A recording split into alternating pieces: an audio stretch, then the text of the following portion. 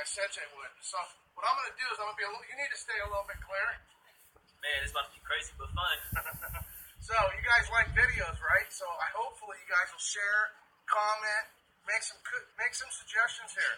So this is a reticulated python, obviously, and this comes from nowhere because it's captive born and bred. Its parents were captive born and bred. Its parents' parents were captive born and bred. So if you want to make a comment about how it should be free in the wild, I might as well warn you up front. If this is let go in the wild, it would probably die. Because it wouldn't know how to hunt, it wouldn't know how to hide, it wouldn't have the skin color to hide, so it would not be good. So, that being said, if you're wondering why I'm going to pull the eggs, it's real simple. She's not going to like it, because she thinks, well, why are you taking my eggs? Because deep down in there still is the natural instinct to protect their children, just like you. And so, she might get a little bit crazy, she might even attack me. Yeah, I know. You guys can hit the like button right now, because I know you'll like it if she does. Concept's real simple. We're trying to have her eggs. Now, first of all, pythons are one of the few animals that actually protect their eggs. So crocodiles will sit on their crocodiles and pythons are the ones that like to sit on their eggs, check them out. Of course, the crocodiles bury them, sit on the mound, protect them. After they're born, crocodiles even hang out and protect them. Alligators. But now on a python, they just protect them until they hatch. As soon as they're done hatching, it's all over. Cameraman, be careful. We don't want you to die in the making of this film.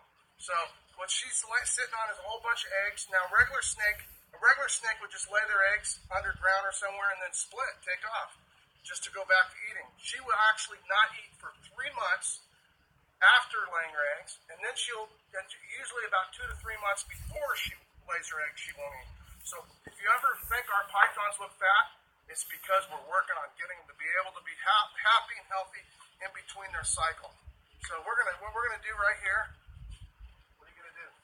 She's gonna bite you right now. She gonna bite me? Yeah. Why don't you tell everybody your name? Because I don't want to say it wrong. Whoa. My name is. Oh, yeah. She's about to kill me right now. My name is Jalen Jernigan, but you guys can follow me at the room. Oh, listen to this guy. He's jumping in there. Yeah. Oh, he can follow you? Yes. Whoa, I don't think anybody can follow you. You're two running around crazy. Whoa, there she goes. So let's see here. So go ahead. Where's your And the real Mowgli with 3 eyes. Okay, here we go. So let's see what we got going on here. Hopefully you guys are following me too. So this right here is what you call python. Wanting to protect their babies like I said they would. So what I'm going to do is you need to stay a little bit clear, because she really can actually hurt. If you think I'm kidding, that's from a python last week. Oh, you want to kiss me right here, don't you? Come on. I almost got it. Doesn't look like I almost got it, but I do.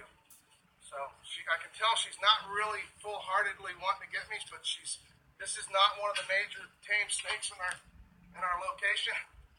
We're at the reptile zoo having a good time. But this is Python 101. Pulling eggs, so I'm going to take her. I'm going to try my best to keep her a little bit occupied.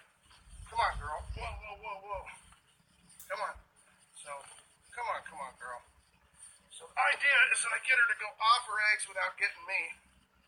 I can do it this way, but usually if they don't have a target, they won't bite. Want to push that box down? Yep. Oh, here she comes up here. This is how I get bit once in a while on the elbow. Help me out. Yeah. So these eggs can't roll around.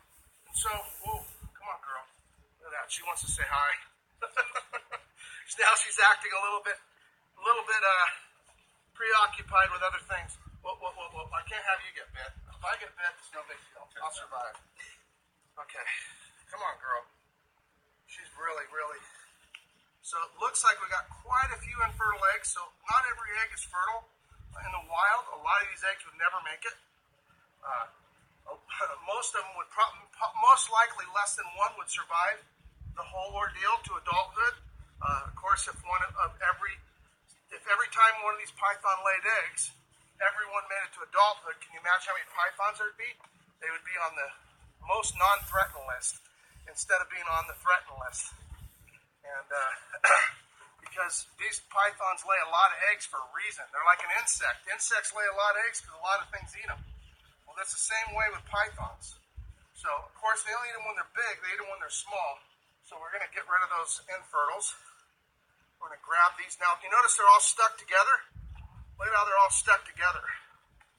That is an incredible design portion of how the eggs work.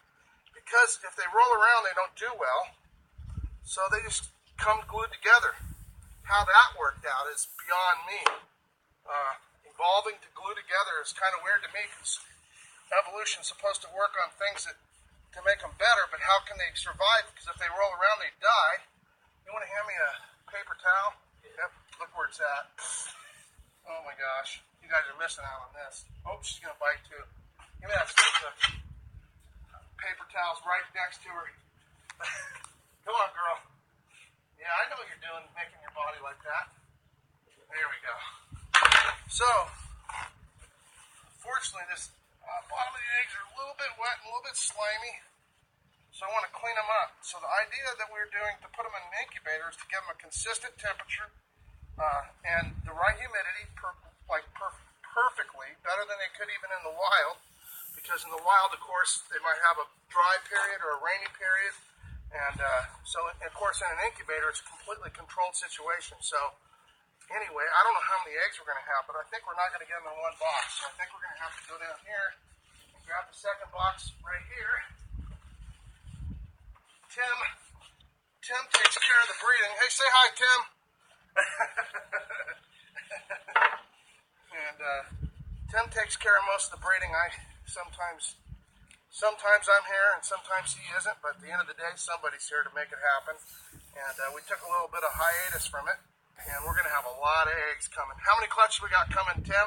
Lots of videos coming, lots of reptile, snake videos. We got like 20 right now. We got about 20 clutches coming, and we got a couple in the incubator. We're only a couple weeks away from some really cool babies coming.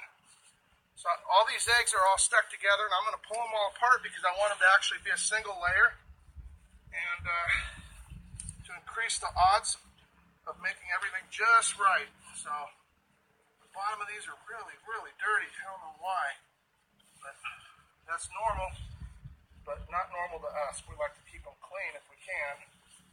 And so we're going to pull these apart. How many eggs do you think we got? Come on, comment right there. Let's see what you guys think. There's another infertile. So infertiles are when for one reason or the other, either the male or the